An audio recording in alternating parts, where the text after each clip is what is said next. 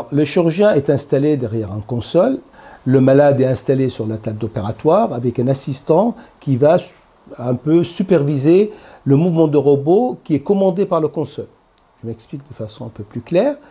Nous avons, avant de débuter l'opération, nous allons installer dans la cavité abdominale ou la cavité thoracique du malade, si c'est une chirurgie thoracique, les 4 bras du robot, qui sont reliés à des instruments qu'on peut changer pendant l'opération. On peut changer un ciseau avec un pince comme on souhaite pendant l'opération.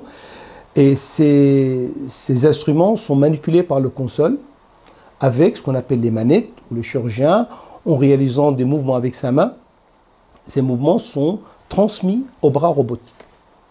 C'est-à-dire quand on coupe avec notre main, le ciseau qui est dans le ventre va couper. La chirurgie robotique nécessite vraiment une coopération d'une équipe complète.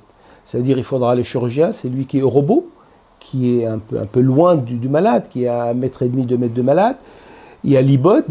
L'IBOD, c'est l'infirmière de bloc opératoire, qui on appelle assistant aujourd'hui, qui peut être un interne aussi, qui participe.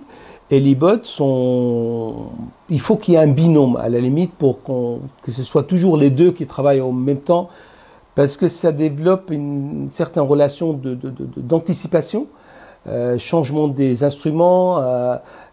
L'IBOD a un rôle très important dans la chirurgie robotique. C'est vrai qu'elles ont cette responsabilité en plus. Elles ont été formées pour le faire, elles sont contentes, je crois, de le faire, elles se sentent capables de le faire, mais c'est vrai qu'il y a une délégation d'une certaine responsabilité chirurgicale vers l'infirmière qui fait qu'il y a besoin d'une confiance mutuelle et d'une communication renforcée. Alors effectivement, l'établissement a fait le choix judicieux d'acquérir 2 consoles qui sont reliées entre elles, qui permettent donc d'opérer à 2. Comme on a dit, le robot a 4 bras, donc on peut en contrôler que 3 simultanément. Après, on peut contrôler le 4e bras, mais ça nécessite de perdre le contact sur un 3e, donc ça nécessite une petite gymnastique. En étant 2, effectivement, les 4 bras peuvent être utilisés en continu par le 2e opérateur. Donc ça permet de s'entraider.